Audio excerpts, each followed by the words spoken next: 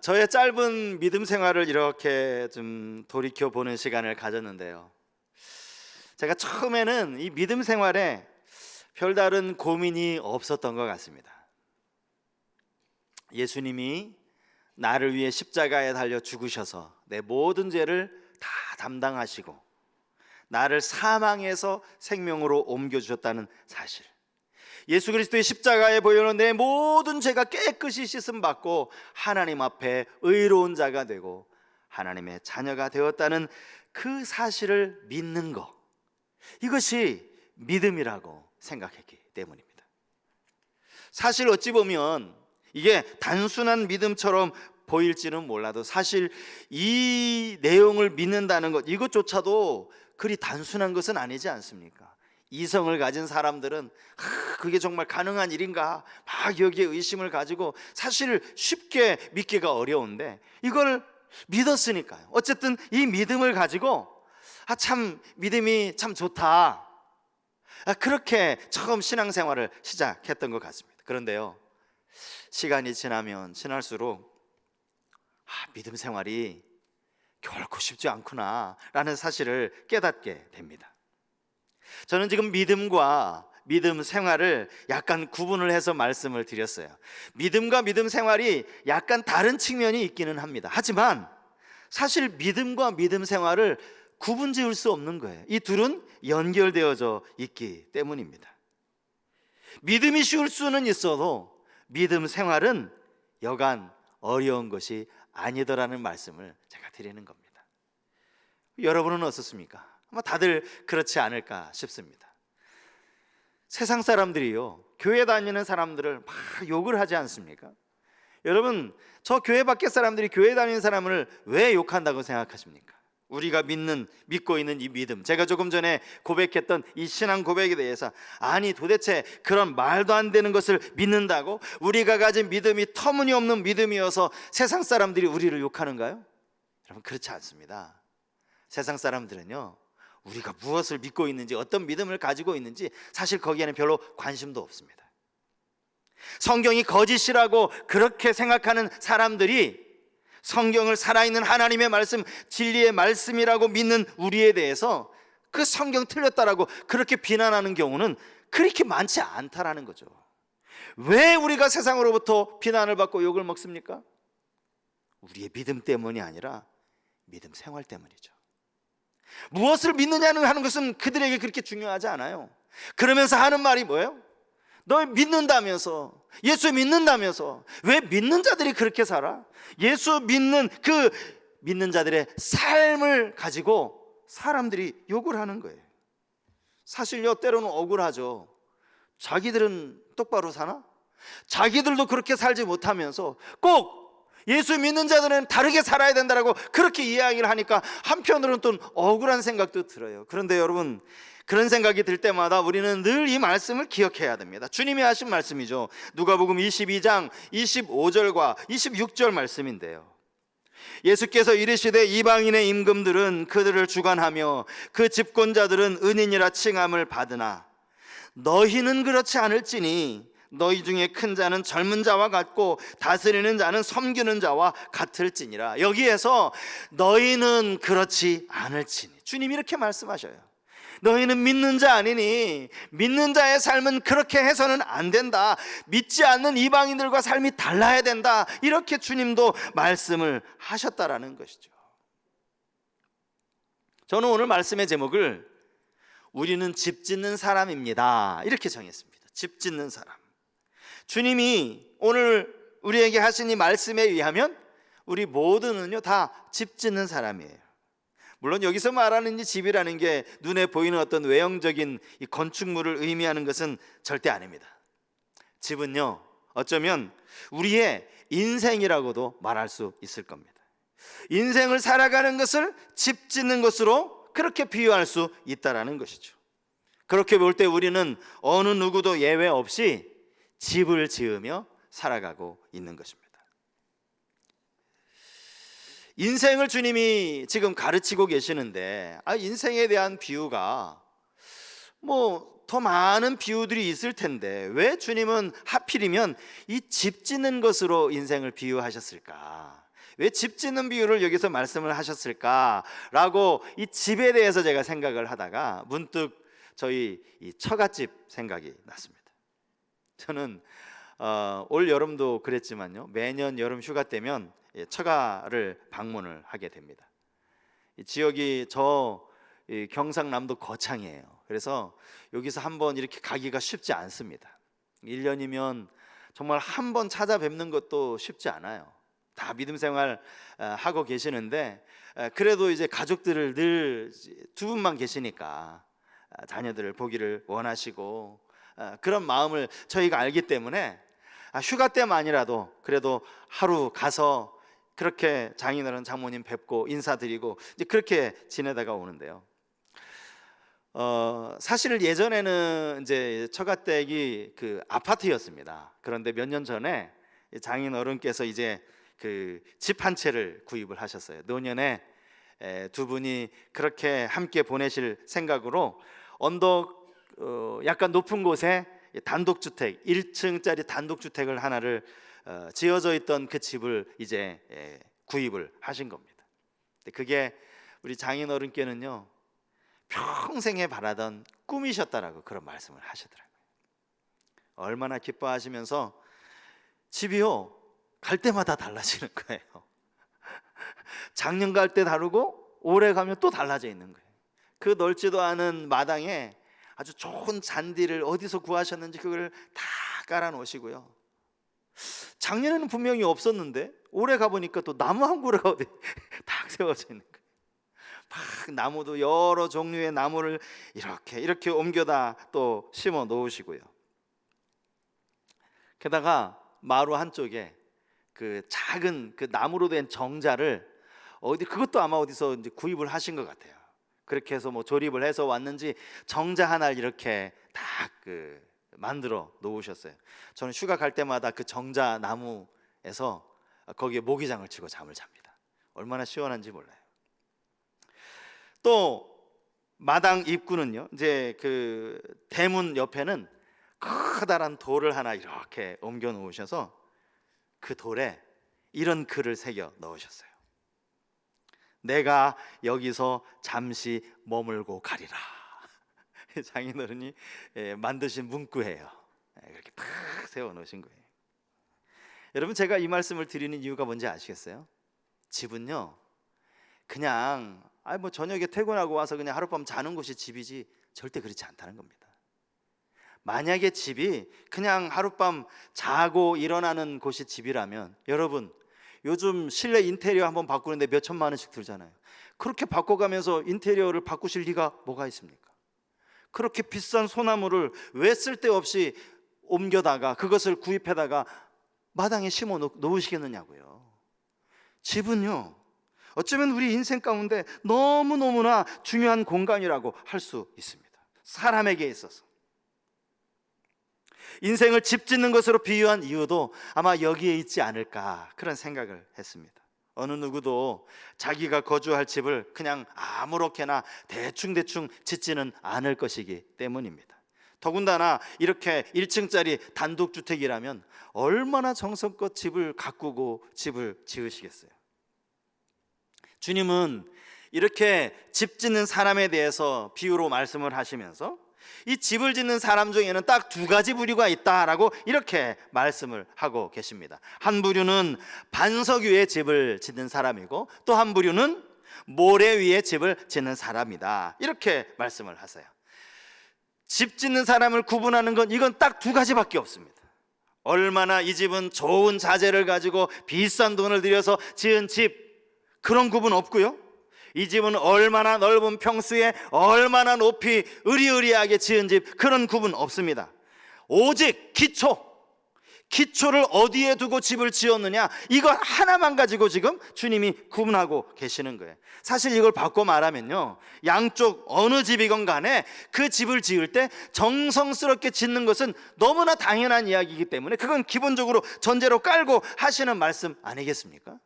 정성스럽게 집을 짓되 딱 두 종류가 있는데, 하나는 모래 위에, 하나는 반석 위에, 그 땅에, 그 집의 기초, 땅, 여기에만 구분을 하고 계신다는 거죠.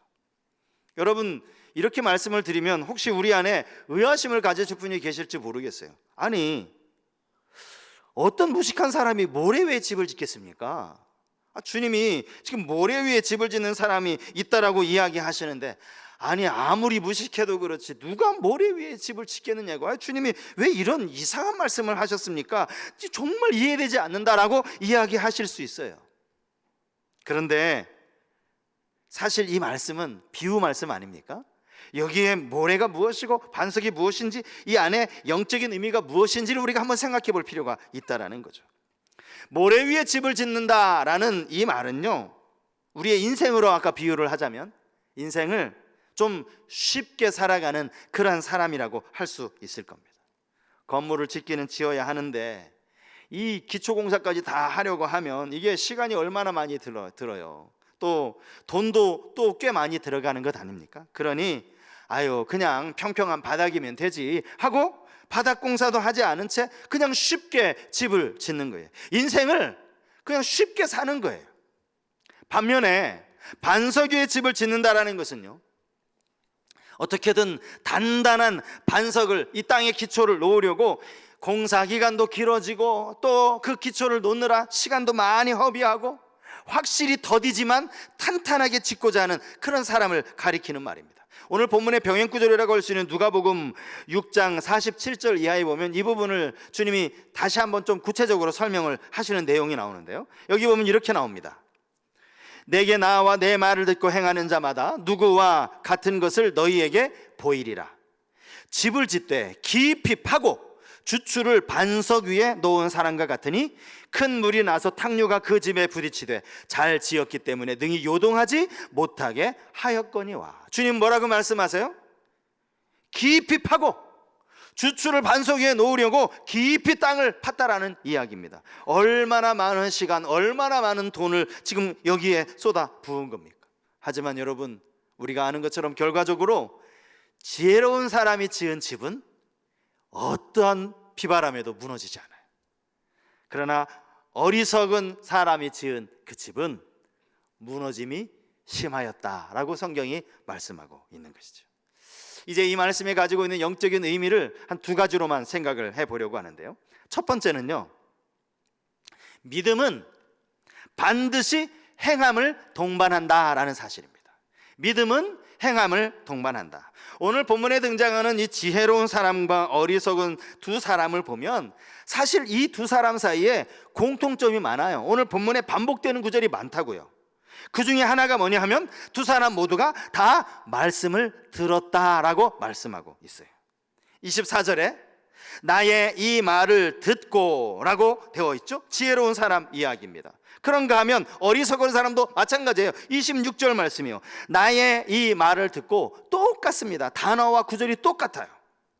여기 특별히 이 듣다라고 번역된 헬라어 단어는 여러분 지금 이렇게 앉아 계시면서 막 가끔씩 묵상도 하시다가 가끔씩 주무시다가 그래도 들리잖아요. 그렇게 들리는 게 아니라 여기서 말하는 이 듣다라는 말은요, 이 단어의 의미를 찾아보니까 경청하며 듣다, 귀를 기울여서 듣다, 들어서 깨닫다, 이런 뜻을 가지고 있는 단어라는 거예요. 그러니까 어리석은 사람이건 지혜로운 사람이건 모두가 똑같이 귀를 쫑긋 세우고 하나님의 말씀을 귀 기울여 들었다라는 그런 의미입니다. 이것은 믿음을 바꾸어서도 말할 수 있겠죠. 말씀을 들었다라는 것은 믿음을 가지고 있다라는 의미가 될 것입니다. 문제는 말씀을 들었음에도 행하지 않는 것이죠. 믿음을 가졌음에도 그것이 삶으로 드러나지 않는 것입니다. 이런 사람이 바로 모래 위에 집 지은 어리석은 사람이라고 그렇게 주님이 말씀하신 거예요. 앞에서 이 말도 안 되는 주님 뭐 이런 말씀을 하시고 누가 모래 위에 집을 짓는데?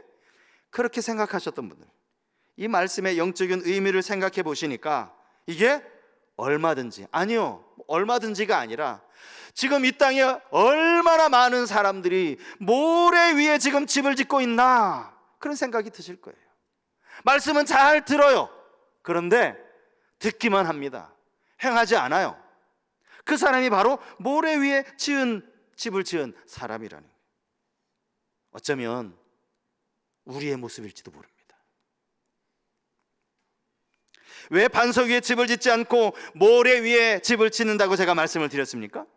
당장 보기에 이게 훨씬 쉽기 때문입니다.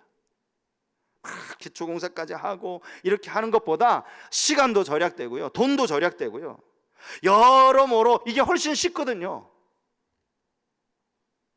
마찬가지입니다. 말씀을 여러분 들어서 머리로 이해하는 거 쉽습니다. 쉬워요. 웬만한 성인들 말씀을 풀어서 설교할 때 그게 그런 말씀이구나, 머리로 이해하는 거 쉽다고요. 하지만 말씀대로 순종하며 살아가는 삶 어렵거든요. 힘들거든요. 그래서 사람들이요, 그냥 머리로만 믿으려고 합니다. 좋은 말씀이지, 그래 맞아, 이 말씀이 사실이야, 이 말씀이 진리야. 말씀대로 살려고 하지 않아요. 그러다 보니까 말씀과 삶에 괴리가 생기죠. 그것 때문에 아까 말씀드린 것처럼 저 세상 사람들로부터 욕을 먹는 거예요.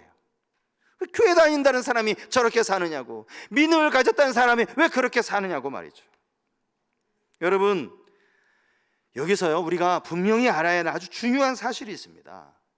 말씀을 듣고 행하지 않는 삶을요, 주님은 어리석은 사람이라고 이야기했는데, 사실 이게 단순히 그냥 어리석은 정도에 지나지 않는 것이 아니라는 거예요. 무슨 말씀입니까? 아이고 참 어리석네, 그래 난 좀 어리석어, 그렇게 끝날 문제가 아니에요. 왜냐하면 오랜 기간 동안 공들여 지어놓은 그 집이 무너져버리기 때문이에요. 무너져버리기 때문에. 아유 그래 나 좀 어리석게 살지 뭐. 여러분, 그렇게 할 수 있는 간단한 문제가 아니라고요. 열심히 공을 들여 놓은 집이, 지어놓은 집이 무너져 버리는 거예요. 이게 뭐, 여러분 이것만큼 비극이 어디 있고 이것만큼 참상이 어디 있습니까? 가끔씩 여러분, 지금도 저 미국 어디에서는 막 그 홍수가 나가지고 집이 막 떠내려가던데 생각을 한번 해보시라고요.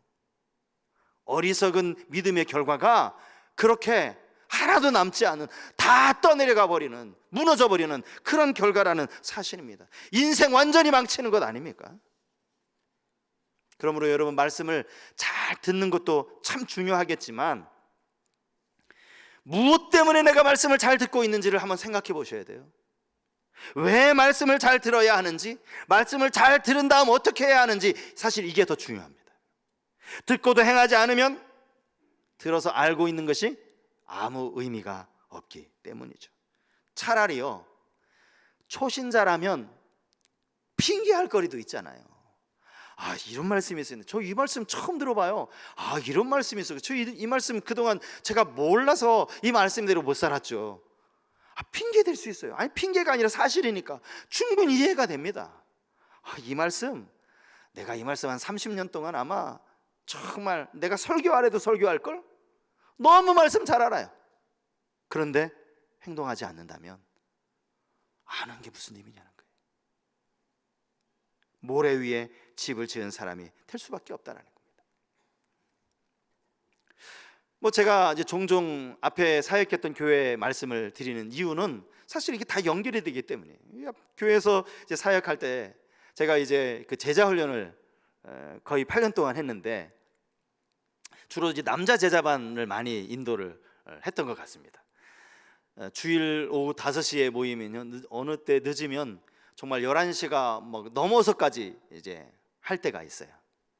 그렇게 이제 제자훈련 지원하는 그 원서를 받으면 훈련을 담당하는 교육자가 가장 먼저 해야 하는 일이 이분들을 한 분 한 분 인터뷰하는 일, 만나서 인터뷰하는 겁니다.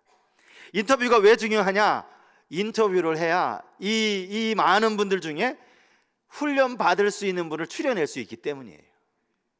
인터뷰할 때마다 꼭 빠지지 않고, 빠져서는 안 되는 결정적인 질문 하나가 있어요. 사실 이 질문에 저분이 어떻게 대답하느냐에 따라서 훈련을 받을 수 있고 훈련을 못 받고, 이게 정해지는 아주 중요한 질문이에요. 그 질문 뭔지 아십니까? 거의 사실은 인터뷰를 통해서 절반가량이 떨어지거든요.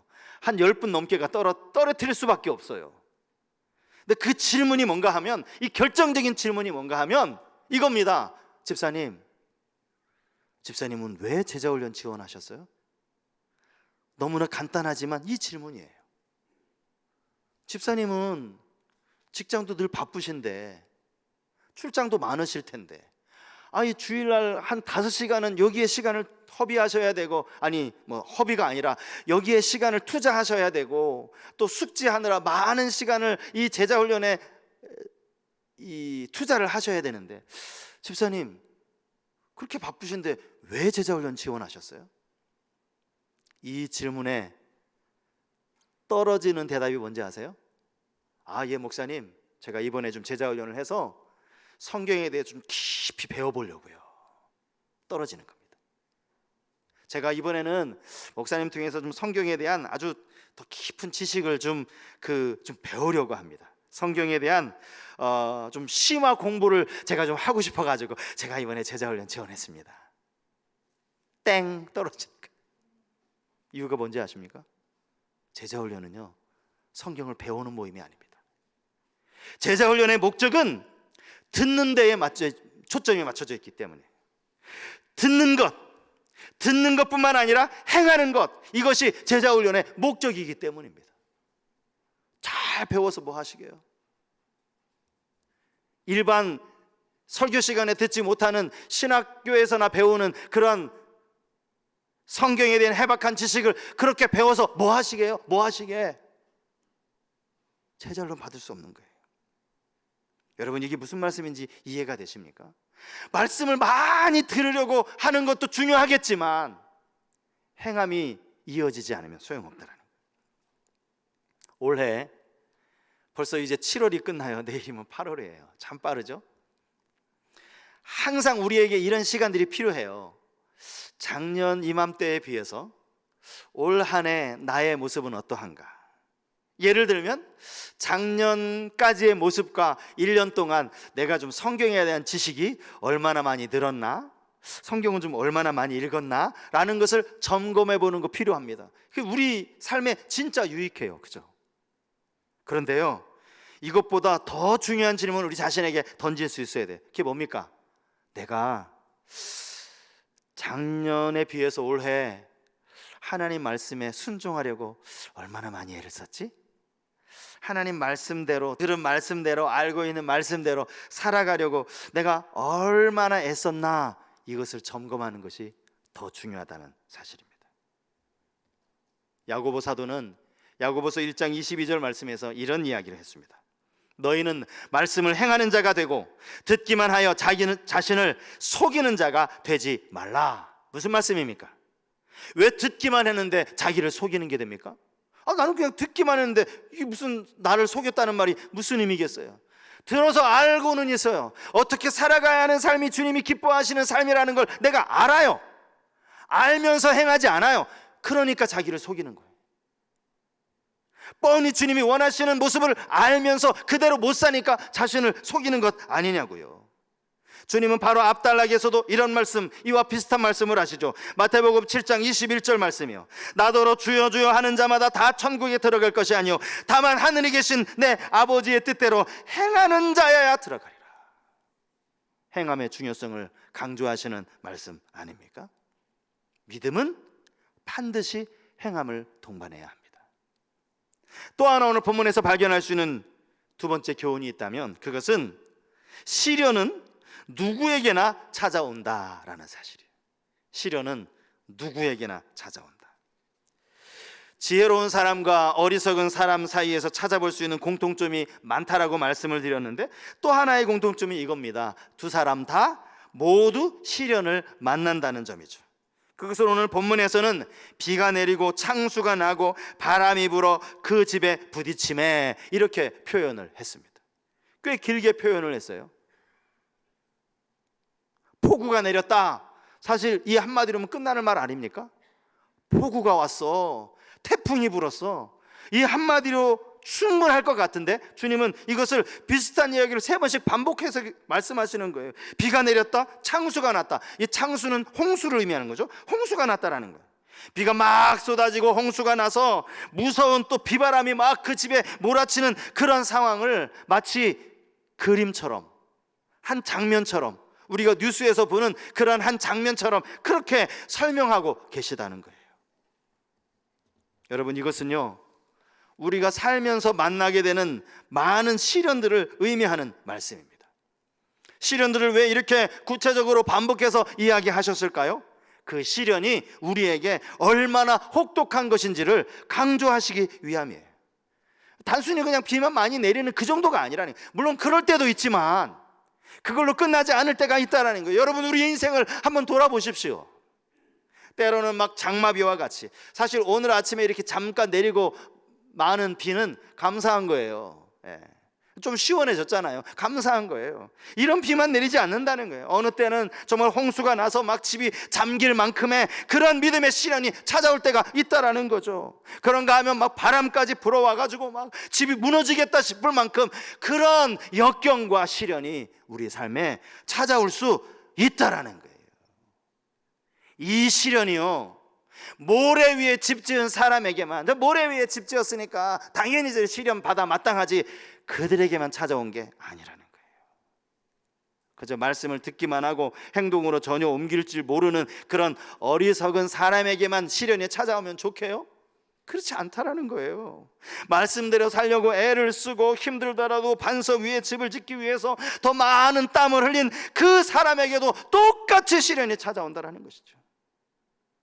그래서요, 때로는 우리가 기도하면서 하나님, 저 믿음대로 잘 살았는데 왜 저에게 이런 시련을 주십니까? 하나님 불공평하십니다. 아니, 저 믿음대로 잘 살았는데 왜 이런 시련이 제게 옵니까? 하나님 뭐라고 말씀하실까요? 시련은 다 받는 거야. 너만 시련 받는 게 아니야. 시련은 다 받는 거야. 사실요, 집이 무너지는 이유는 비가 오고 바람이 불어서가 아닙니다. 왜 집이 무너집니까? 기초를 튼튼히 하지 못했기 때문이죠. 기초가 튼튼하지 못한 게 원인이라는 거예요. 왜 내게 시련을 주시느냐고 하나님께 불평할 것이 아니라 내 기초를 튼튼하게 다질 수 있어야 한다라는 말씀입니다. 사도 베드로는 베드로전서 1장 7절 말씀에서 고난받는 성도들을 향하여서 이렇게 권면합니다. 현대인의 성경으로 제가 한번 읽어드리겠습니다. 시련을 겪은 순수한 믿음은 불로 연단하여도 없어질 금보다 더 귀하여 예수 그리스도께서 다시 오실 때 칭찬과 영광과 존귀를 받게 됩니다.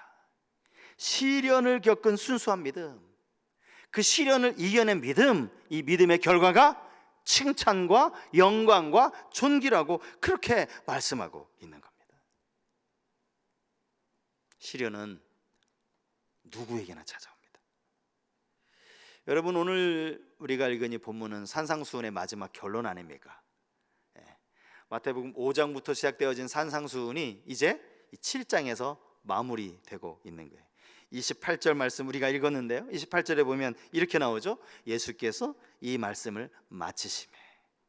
여기에서 모든 산상설교의 메시지가 끝쳐지는 거예요. 그러면 여러분, 산상수훈이 처음 어떻게 시작했는지 여러분 기억하십니까? 산상수훈의 처음 시작이 마태복음 5장에 나오는데, 마태복음 5장 1절과 2절이 이렇게 시작을 하죠. 예수께서 무리를 보시고 땅에 올라가 앉으시니 제자들이 나온지라 입을 열어 가르쳐 이르시되. 그리고 나서 가장 먼저 주님이 팔복을 설교하십니다. 심령이 가난한 자는 복이 있나니 천국이 그들의 것이며. 그렇게 시작되어진 이 산상수훈의 말씀이 마지막 결론에 가서는 27절 맨 마지막 문장이 뭐예요? 그 무너짐이 심하니라. 아니, 주님 좋게 기분 좋게 막 복이 있나니 천국이 그들의 것이며 막 팔복을 설교하신 그 주님이 마지막에도 좀 듣고 있는 사람들에게 좀 위로가 되는 메시지, 내가 너희와 함께 하겠다라든지 너희에게 평강을 주겠다라든지, 이렇게 산상설교를 마무리하면 얼마나 좋아요? 듣고 있는 사람들 기분도 얼마나 좋겠어요. 그런데 맨 마지막이요, 너무나 무서운 이야기, 다 무너져 버릴 것이다, 무너짐이 심할 것이다, 이 이야기를 하고 계시는 거예요. 차라리 지혜로운 사람, 어리석은 사람 비유를 말씀하시려거든 어리석은 사람 이야기를 먼저 하시고, 지혜로운 사람은 그래도 집이 무너지지 않았잖아요. 집 무너지지 않았다, 이 이야기로 결론을 내리시면 좋았을 것을, 제 생각이 말이죠. 그렇게 끝났으면 더 좋을 텐데 왜 이 비유에서도 꼭 어리석은 사람 비유를 맨 마지막에 넣으셔서 다 무너질 것이다 이렇게 하고 설교가 끝난 거예요. 여러분, 듣는 사람 입장에서 깜짝 놀라지 않겠습니까? 근데 여기에도요 주님의 의도가 있더라고요. 어떤 의도인지 아십니까? 예수님의 산상수훈은요 물론 팔복만 있는 것이 아니에요. 주기도문만 있는 것이 아닙니다. 제가 예수님의 산상설교를 가지고 몇 주 동안 여러분 설교를 하지 않았습니까? 그 산상수훈의 말씀 속에는요 이런 말씀도 있었어요. 형제를 향하여 막 비방하는 자는 심판을 받게 될 것이다. 기억나십니까? 여인에게 음욕을 품고 있으면 그 간음한 것이다. 오른편 뺨을 치거든 왼편 뺨도 돌려대라. 너에게 속옷을 달라 하거든 겉옷까지 거저줘라. 억지로 오리를 가게 하거든 십리를 같이 가라. 이런 말씀이 이게 다 산상수훈에 나오는 말씀이라고요. 그러니까 이 말씀을 듣는 거기 모여있던 그 많은 이스라엘 백성들이 고개를 끄덕끄덕거리면서 그래요, 주님 좋은 말씀이죠. 맞는 말씀입니다. 머리로만 들을게요. 설마 그렇게 살라고 하는 건 아니죠? 오리 가자는데 저 정말 심리까지 가자고 하는 건 아니죠? 원수 사랑하라는 말, 그 좋은 말씀이죠. 제가 잘 알고 있겠습니다. 그게 정답인 건 저도 알아요. 그냥 머리로만 듣겠습니다. 이들을 향해 주님이 하시는 말씀이에요. 듣고 행하지 않으면 모래 위에 집 지은 것과 같다. 머리 끄떡이었으면 그대로 살아야지. 알겠습니다. 그거 예전에도 들은 말씀입니다. 잘 알겠습니다. 그게 정답인 거 저도 압니다. 고개만 끄덕이면 소용없다라는 거예요. 그래서 이 말씀을 하시는 거예요. 무너짐이 심하니라. 제가 초두에 왜 믿음 생활이 정말 쉽지 않다라고 말씀을 드렸는지 여러분 이해가 되십니까? 믿음 생활 쉽지 않습니다. 말씀을 많이 아는 것도 중요하지만 아는 말씀대로 살아가는 건 사실은 훨씬 더 어려운 일 아닙니까? 그래서 우리에게 필요한 것이요 은혜입니다. 은혜 아니면 우리가 살아갈 수 없기 때문에 그리스도인의 삶에 있어서 너무너무나 필수적인 거 은혜예요. 은혜. 그런데 아마 우리 가운데 장로고시를 치르신 분들, 아마 이거 들으신 분들도 계실 거예요. 혹시 교리에 대한 설교를 들으신 분들 가운데 이 내용을 들으셨을 거예요. 소요리 문답 시간에도 아마 이 내용을 여러분들이 분명히 들으셨을 거예요. 은혜를 어떻게 받느냐? 은혜의 방편 3가지가 있어요. 기독교에서 가르치는 3가지 은혜의 방편. 첫 번째가 말씀, 두 번째가 성례, 세 번째가 기도입니다. 성례는 우리가 잘 알듯이 세례와 성찬이죠. 교회에서 집례하는 세례식과 성찬 예식을 의미합니다. 나머지 말씀과 기도는요 우리가 얼마든지 어디에 있든지 간에 하나님 앞에 구할 수 있는 은혜의 수단이라는 거예요. 은혜가 없이는 우리는 결코 반석 위에 집 짓는 지혜로운 사람이 될 수 없습니다. 그래서 오늘 성령의 은혜를 구하는 우리 모든 성도님들 되실 수 있기를 바랍니다. 이 말씀이 너무 어려운 말씀일 거예요. 하지만 내 힘으로 할 수 없다라는 거 주님도 아세요. 그래서 성령의 도우심을 구하는 거예요. 우리를 이끄시는, 우리를 인도하시는 그 보혜사 성령께서 우리에게 은혜를 부어주셔서 그 은혜로 말미암아 우리의 인생이, 우리의 믿음이 반석 위에 지어지는 집같이 그렇게 아름답게 지어질 수 있기를 주님의 이름으로 축복합니다.